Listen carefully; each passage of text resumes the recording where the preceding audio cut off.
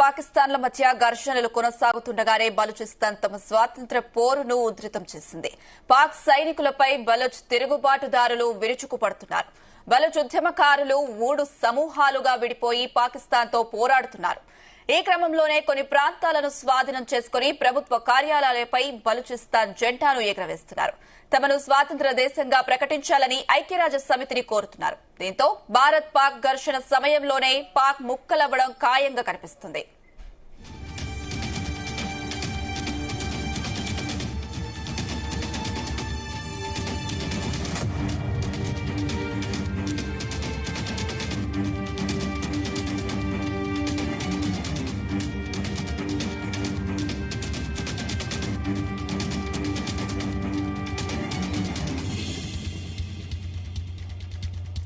Right, ఇక ఇదే అంశానికి సంబంధించి మరిన్ని అప్డేట్స్ మా ప్రతినిధి నాగేశ్వరరావు అందిస్తారు. నాగేశ్వర్, భారతదేశం ఏదైతే పాకిస్తాన్ మీద తీవ్రవాదులు పెహల్గాం లోయలో దాడి చేసిన మరుసటి రోజు నుంచి కూడా తీవ్ర ఉద్రిక్తతల వాతావరణం నెలకొన్న నేపథ్యంలో గత 3 రోజులుగా కూడా భీకర దాడులతో దద్దరిల్లుతున్న పాకిస్తాన్ ని మరో పక్క ఎప్పుడా అని ఎదురు చూస్తూ ఆ వెతకపోయిన తీక ఆ కాలికి తగిలిందన్న చందాన Balochistan rebel liberation army Pakistan పై అయితే విరుచుకుపడుతుంది. గత 3 రోజులుగా కూడా ఆ రాత్రిపూట ఏదైతే ఆ భారతదేశాన్ని మీద ఆ కవ్వింపుల చర్యలు, భారతదేశం మీద మొదటగా ఆ డ్రోన్ వేయటం దగ్గర నుంచి భారతదేశం తిరిగి వెంటబడి పాకిస్తాన్ ని ఒక కుక్కలాగా తరిమి కొట్టడం, ఇది గత 3 రోజుల నుంచి రెగ్యులర్ గా జరుగుతున్న పరిస్థితి ఉంది. అయితే ఇక్కడ ఇంకొక ఆశ్చర్యకరమైన ఘటన గాని ఆ యావత్ భారతదేశానికి గాని ప్రపంచానికి గాని ఇంకొక ఆనందకరమైన ఆహ్లాదకరమైన అంశం ఒకటి ఆ యుద్ధంలో వెలుగు చూసిన పరిస్థితి అయితే ఉంది. ఏదైతే 1948లో ఆ బెలూచిస్తాన్ అనే దేశం ఆ సపరేట్ గా ఒక దేశం లాగా ఉండేది. ఈ క్రమంలోనే నెహ్రూ ప్రధానిగా ఉన్న సమయంలో తాము భారతదేశంలో కలుస్తామని కబురు చేయటం, ఇదే విషయం పాకిస్తాన్ దృష్టిలో పెట్టడం, పాకిస్తాన్ రాత్రికి రాత్రి బెలూచిస్తాన్ ని ఆక్రమించుకోవటం, 1948 నుంచి ఇప్పటి వరకు ఈ సెకండ్ వరకు కూడా ఆ బెలూచిస్తాన్ దేశం పాకిస్తాన్ ఆక్రమితంగానే ఉంది, పాకిస్తాన్ లో కలుపుకుంది, పాకిస్తానే అక్కడ పరిపాలన చేస్తున్న పరిస్థితి ఉంది. అయితే భారతదేశం ఆ పాకిస్తాన్ బెలూచిస్తాన్ మూడింటికి చూస్తే అత్యధిక వనరులు ఉన్న ఆ దేశంగా బలూచిస్తాన్ ఉంది. ఈ బెలూచిస్తాన్ ని గత కొన్ని దశాబ్దాలుగా కూడా పాకిస్తాన్ వనరులు వాడుకుంటుంది.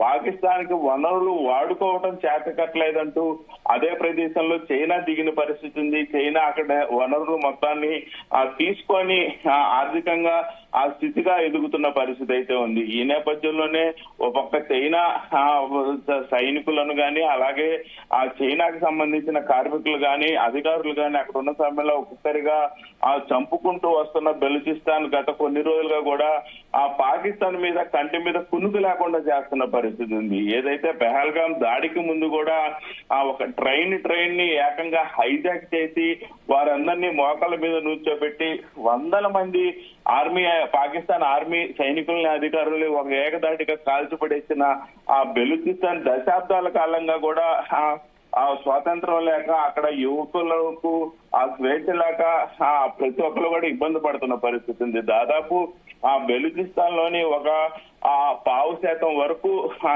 యువకులు లేకుండా కనపడిపోయారు. అక్కడ ఓన్లీ ఆ చిన్నపిల్లలు, మహిళలు, వృద్ధులు మాత్రమే ఉంటున్నారన్నట్టే ఆ బెలూచిస్తాన్ ని ఎంత దారుణంగా పాకిస్తాన్ చేసింది చూస్తుంది అనేది అర్థమవుతున్న పరిస్థితి ఉంది. అయితే ఇదే తరుణంలో ఆ 3 రోజుల నుంచి ఆ రాత్రిపూట భారతదేశం భారీ స్థాయిలో పాకిస్తాన్ మీద దాడి చేయటం, అనంతరం ఉదయం పూట సైలెంట్ గా ఉండటం పరిపాటిగా మారింది. అయితే ఇక్కడ ఒక విషయం అందరికీ ఆనందంగా ఆశ్చర్యకరమైన అంశం, ఉదయం తెల్లవారుజాము దగ్గర నుంచి కూడా బెలూచిస్తాన్ పాకిస్తాన్ పై విరుచుకుపడుతున్న పరిస్థితి ఉంది. వందలాది మంది పాకిస్తాన్ పోలీసుల్ని తరిమి కొట్టడం, వందలాది మంది పాకిస్తాన్ సైనికులు ఆ బట్టలు విప్పి రోడ్ల మీద ఈడ్చుకుంటూ ప్రదర్శన చేయటం, కిలోమీటర్లు పాకిస్తాన్ ని వెనక్కి నెట్టడం బెలూచిస్తాన్ ఉంది. ఏదైతే భారత్ పాకిస్తాన్ పై డ్రోన్లు, మిసైలు దాడులతో గందరగోళంగా ఉన్న సమయంలో ఇదే అదునుగా, ఇదే అవకాశంగా ఈ తరుణం మరలా రాదు అన్న చందాన బెలూచిస్తాన్ తిరుగుబాటుదారులు అయితే పాకిస్తాన్ సైన్యంపై విరుచుకుపడుతున్నారు, ముమ్మరంగా దాడులు చేస్తున్నారు. ఏదైతే వాహనాల్లో వెళ్తున్న క్రమంలో వాహనాలు లేపేస్తున్న పరిస్థితి ఉంది. అదే సమయంలో ఆ వాహనాల్లో ఉన్న సైనికులు, అధికారులు ముక్కలై గారిలోకి ఎగురుతున్న పరిస్థితి ఉంది. అయితే బెలూచిస్తాన్ యోధులు మొత్తం కూడా 3 సమూహాలుగా మొత్తం 3 గ్రూపులుగా విడిపోయిన పరిస్థితి ఉంది. పాకిస్తాన్ పశ్చిమ ప్రాంతంలోని బలూచిస్తాన్ లోని కొంత ప్రాంతాలను ఇప్పటికే బలూచిస్తాన్ స్వాధీనం చేసుకుంది. అక్కడి నుంచి మరింత ముందుకు వెళ్తున్న పరిస్థితి ఉంది. ఈ పరిణామాలు మొత్తం కూడా బలూచిస్తాన్ తిరుగుబాటు గ్రూపులు మొత్తం కూడా పాకిస్తాన్ సైన్యం మధ్య ఘర్షణలు తీవ్రమవుతున్న సమయంలో ఈ యొక్క దాడులు జరగటం గొప్ప విషయం చెప్పుకోవచ్చు.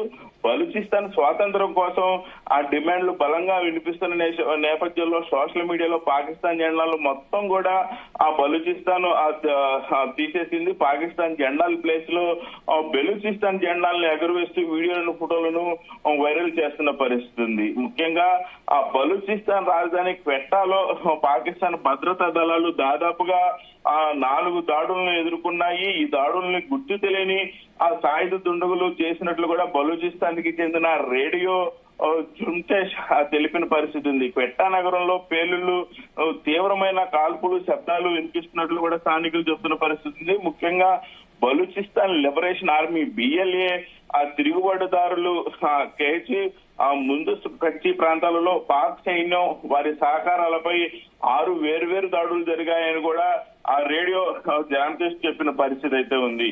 ముఖ్యంగా పాకిస్తాన్ ఏదైతే బెలూచిస్తాన్ భాగంలోకి వచ్చిన ఆ ప్రాంతం దగ్గర నుంచి కూడా ఒక్కొక్క అడుగు కూడా పాకిస్తాన్ అధికారులను, పాకిస్తాన్ సైన్యాన్ని, పాకిస్తాన్ పోలీసులని చైనాకి సంబంధించిన ఏదైతే వనరులు మొత్తం దోచుకుపోతున్నారో ఆ ప్రాంతం నుంచి మొత్తాన్ని కూడా తరిమి కొడుతున్న పరిస్థితి అయితే ఉంది. ముఖ్యంగా ఆ బలూచ్ ప్రజలు తమ జెండాలను ఎగురేస్తూ పాకిస్తాన్ జెండాలను తొలగిస్తూ కూడా గత 3 రోజులుగా పెద్ద ఎత్తున వీడియోలు కూడా పోస్టులు చేస్తున్న పరిస్థితి ఉంది. ప్రపంచ దేశాలు పాకిస్తాన్ లోని తమ రాయబార కార్యాలయాలను మూసేసి కొత్తగా ఉద్భవిస్తున్న బలూచిస్తాన్ దేశంలోకి మార్చాల్సిన సమయం ఆసన్నమైందని కూడా బెలూచిస్తాన్ పౌరులు కోరుకుంటున్న పరిస్థితి ఉంది. పాకిస్తాన్ కి వీడ్కోలు, బెలూచిస్తాన్ కి స్వాగతం అని బలూచ్ రచయిత మీర్ బలోచ్ X లో పోస్ట్ చేశారు. ఈ పోస్ట్ ఒక్కసారిగా దేశవ్యాప్తంగా కాకుండా ప్రపంచ వ్యాప్తంగా కూడా వైరల్ అయిన పరిస్థితి ఉంది. ఈ దాడులు కొద్ది రోజుల ముందు పాకిస్తాన్ మాజీ ప్రధాని షాహిద్ ఖాకాన్ అబ్బాసీ కూడా బలూచిస్తాన్ లో పాకిస్తాన్ కేంద్ర ప్రభుత్వం సైన్య నియంత్రణ కోల్పోతున్నాయని, రాత్రి సమయంలో కూడా పరిస్థితి అదుపులోకి రాకపోవటం దీనికి పెద్ద ఎత్తున శోచనీయం, బలూచిస్తాన్ ముందుకు వస్తుందంటానికి ఇదొక ఉదాహరణ అంటూ ఆయన గతంలోనే చెప్పిన పరిస్థితి ఉంది. ముఖ్యంగా బలూచ్ రచయిత మీర్ బలోచ్ డేరా బుగ్గిలోని పాకిస్తాన్ లోని గ్యాస్ ఫీల్డ్స్ పై తిరుగుబాటుదారులు దాడి చేశారని కూడా పేర్కొన్న పరిస్థితి ఉంది.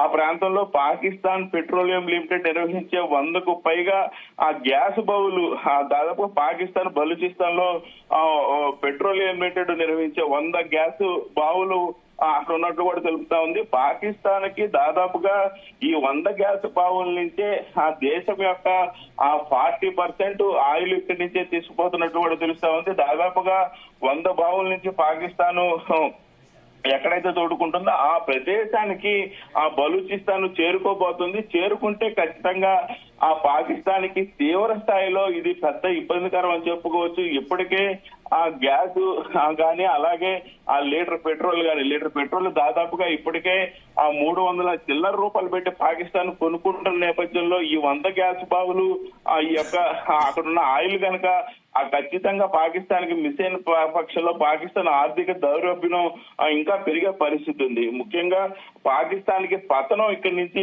ప్రారంభమైందని కూడా ఎటువంటి సందేహం లేదని నిపుణులు కూడా హెచ్చరిస్తున్న పరిస్థితి ఉంది. ముఖ్యంగా భారత్ లో బలూచిస్తాన్ అధికారిక కార్యాలయం, రాయబార కార్యాలయాన్ని అనుమతించాలని కూడా వాళ్ళు కోరుతున్నట్లు మీర్ బలోచ్ X లో రాశారు. భారతదేశంలో మొదటగా బలూచిస్తాన్ రాయబార కార్యాలయాన్ని స్థాపించాలని కూడా వాళ్ళు కోరుతున్నట్లు తెలిపిన పరిస్థితి ఉంది. ఇది కనుక జరిగితే పాకిస్తాన్ కి భవిష్యత్తులో గతంలో POK గానీ LOCల వద్ద గానీ ఏదైతే భారత్ పాక్ నియంత్రణ రేఖ వెంబడి కానీ 24 గంటలు పాకిస్తాన్ ఆ కాల్పులు జరపటం, పాకిస్తాన్ భారత్ కు పెద్ద తలనొప్పిగా మారటం, ఆ ప్రపంచంలోనే ఎక్కడా లేని విధంగా భారతదేశంలో పార్లమెంట్ లో బడ్జెట్ ప్రవేశపెడుతున్న కాలంలో అత్యధిక భాగం పెట్టుబడులు మొత్తం గానీ అత్యధిక కాలంలో బడ్జెట్ కేటాయించడం గానీ ఆర్మీకే పెడుతున్న పరిస్థితి ఉంది. దీని మొత్తానికి పాకిస్తాన్ పెడుతున్న ఆ తలనొప్పే కారణం అవుతున్న పరిస్థితి ఉంది. ఈ నేపథ్యంలోనే ఈ యొక్క 100 బావుల ఆ సమీపం గానీ భారతదేశంలో ఆ బలూచిస్తాన్ రాయబార కార్యాలయం గానీ ఆ పెట్టిన పక్షంలో ఈ రెండు జరిగితే ఆ పాకిస్తాన్ కి ఆ పక్కలో బలంలాగా ఆ బలూచిస్తాన్ తయారవుతుంది అనటంలో కూడా ఎటువంటి సందేహం లేదు. అయితే నాగేశ్వర్, బలూచిస్తాన్ పాకిస్తాన్ నుంచి విడిపోవాలని స్వతంత్ర దేశంగా ప్రకటించాలని కోరుకుంటున్నారు. అంటే ఈ నేపథ్యంలో దేశం ముక్కలయ్యే అవకాశం కూడా ఉన్నప్పటికీ అంటే పాకిస్తాన్ తమ దేశాన్ని కాపాడుకోకుండా ఇంకా దాడులకు తెగబడుతున్నారని ఎలా చూడాలంటారు? ఇప్పటికే ఏదైతే పాకిస్తాన్ దేశానికి సంబంధించి ఆ భారతదేశం ఎప్పుడో పిఓకని ఆక్రమించుకోవాలని, పిఓకని స్వాధీనపరుచుకోవాలని ప్రపంచ దేశాలు సూచించినప్పటికీ ఆ భారతదేశం ఇంత మటుకు దాన్ని సోలుపోని పరిస్థితి ఉంది. ఆ మరోపక్క తాలిబన్లు ఎవరైతే ఉన్నారో ఆఫ్ఘనిస్తాన్ పాలిస్తాన్ ఉన్నారో తాలిబన్లు ఆ పాకిస్తాన్ లో ఒక్కొక్కడుగు చొచ్చుకుంటూ వస్తున్న పరిస్థితి ఉంది. కానీ ఇంతవరకు కూడా ఆ ఏదైతే పాకిస్తాన్ భారతదేశం ఉద్రిక్తల నడుమ భారతదేశం పాకిస్తాన్ మీద దాడులు చేస్తున్న క్రమంలో టర్కీ కొంత తుర్కేనియా కొంత సపోర్ట్ చేస్తామని రంగంలోకి దిగుతున్నప్పటికీ ఆ ఆఫ్ఘనిస్తాన్ తాలిబాన్లు ఇంత మటుకు ఆ రంగంలోకి దిగలేదు. కానీ ఏ రోజుకైనా ఏ క్షణానికైనా ఎప్పటికైనా ఆ తాలిబాన్లు రంగంలోకి దిగుతారు. ఏదైతే బెలూచిస్తాన్ రెవల్యూషన్ ఆర్మీ ఎలా ముందుకు వస్తున్నారో అలాగే ఆ తాలిబాన్లు కూడా ఆ యుద్ధం మొదలైందంటే ఖచ్చితంగా ముందుకు వస్తారనేది ఆ జగమెరిగిన సత్యం. అయితే ఎప్పుడు ఏ సెకండ్లో ఎలాగా ఆ రంగంలోకి దిగుతారనేది అయితే ప్రపంచం కూడా మొత్తం ఎదురు చూస్తున్న పరిస్థితి ఉంది. అయితే ఈ నేపథ్యంలోనే ఆ పాకిస్తాన్ లో ఉన్న ఆ ఉగ్రవాద నాయకులు గాని పాకిస్తాన్ నాయకులు గాని కొంత మేరకు తాలిబాన్లను అడిగి అక్కడ ఆపినట్టు తెలుస్తా ఉంది. అది కనుక ఎప్పుడైతే మొదలవుతుందో పాకిస్తాన్ 3 ముక్కలు అవటం ఖాయంగా కనిపిస్తుంది. ఒక పక్క భారతదేశం, మరో పక్క బిఎల్ఏ, మరో పక్క తాలిబాన్లు ముగ్గురు కూడా 3 ముక్కలు పాకిస్తాన్ ని తీసుకొని దాన్ని చిన్న ముక్కగా చేసే ప్రయత్నం జరుగుతుంటే ఎటువంటి సందేహం లేదు. Right Nageswara Rao, thank you.